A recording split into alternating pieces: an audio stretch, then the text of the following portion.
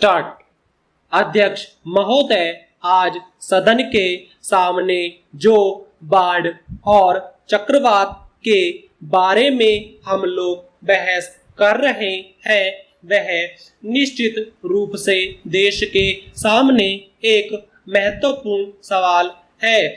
उड़ीसा, बंगाल, आंध्र प्रदेश, बिहार आदि सभी जगह बाढ़ आई है, लेकिन यह उड़ीसा की बाढ़ की विशेषता है कि जहां पर बाढ़ के साथ चक्रवात भी हुआ। आपको यह सुनकर ताज्जुब होगा कि उड़ीसा का एक दुर्भाग्य यह रहा है कि पिछले 4 साल से उड़ीसा के एक जिले में दुर्भिक्ष व अकाल पड़ा। उसके बाद सन 1967 में कटक जिले में चक्रवात आया।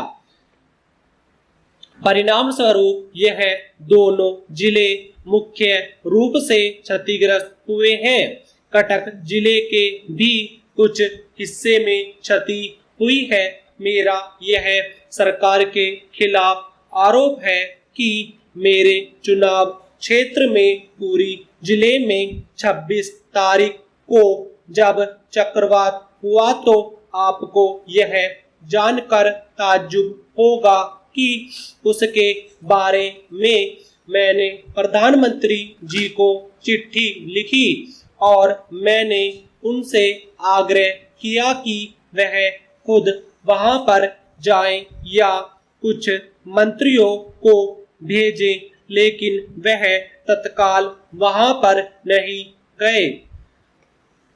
1 महीना इस तरह से हो गया। अब जाकर केंद्रीय सरकार की ओर से कुछ विशेषज्ञ वहां पर गए हैं। स्थिति की भयंकरता का अनुमान आप इसी से लगा सकते हैं कि कोई 13 लाख लोग बेघर हुए हैं और करीब करीब 4,88,000 एकड़ जमीन पूरे धान की फसल, जो कि एकमात्र वहां की फसल है, वह सब खत्म हो गई है। सवाल अब यह है कि इन 13 लाख लोगों का पुनर्वास कैसे किया जाए।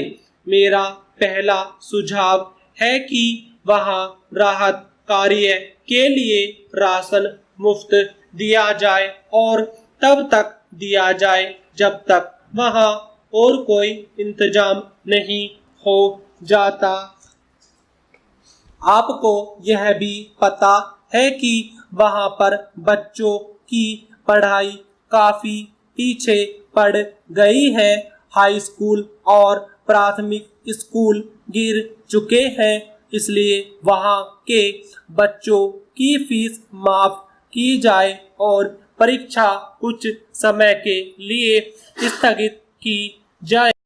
माननीय सदस्यगण, हाल में उत्तर प्रदेश के राज्यपाल ने हिंदी के विकास के बारे में जो विचार प्रकट किए हैं वे अज्ञान के सूचक नहीं, एक धारणा के सूचक है जो हमारा अनुमान है राज्यपाल महोदय तक सीमित नहीं है, बल्कि कांग्रेस के अधिसंख्यक नेताओं की धारणा है। बहुत से इसे स्पष्ट शब्दों में प्रकट नहीं करते, तो इसलिए नहीं कि वे पूर्वाग्रह से मुक्त हैं, बल्कि इसलिए कि इससे राष्ट्रभाषा संबंधी एक व्यापक पाखंड की सुविधाजनक ओट उन्हें मिल जाती है।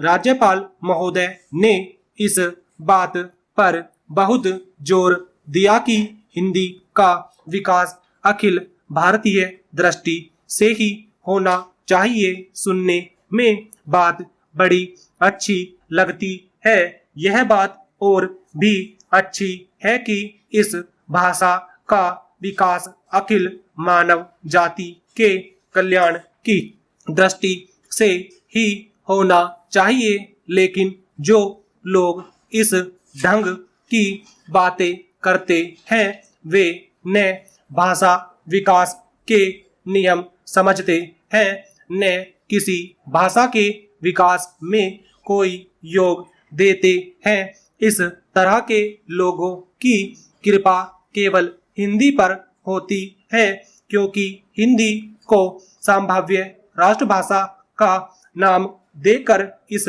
विचार के सब लोग उस पर मनमानी लाद देना चाहते हैं और इसके स्वाभाविक विकास में रोड़ा अटकाते हैं। हम अखिल भारतीय दृष्टि से विरोधी नहीं हैं, बल्कि हमने सदा प्रादेशिक, सांप्रदायिक या किसी तरह की भी संकुचित मनोवृत्ति के विरुद्ध राष्ट्रीय दृष्टि और चिंतन का समर्थन किया है। लेकिन हमें यह बात दोहराना भी आवश्यक जान पड़ता है कि भारतीय भाषाओं में हिंदी ही सबसे अधिक और सबसे अधिक निष्ठापूर्वक अखिल भारतीय दृष्टि से सोचती रही है और अखिल भारतीय उत्तरदायित्व वहन करने के योग्य बनने का स्वतः प्रयत्न करती रही है। यह इसलिए कि यह मध्य प्रदेश की भाषा की सहज स्वाभाविक प्रवृत्ति और ऐतिहासिक नियति है।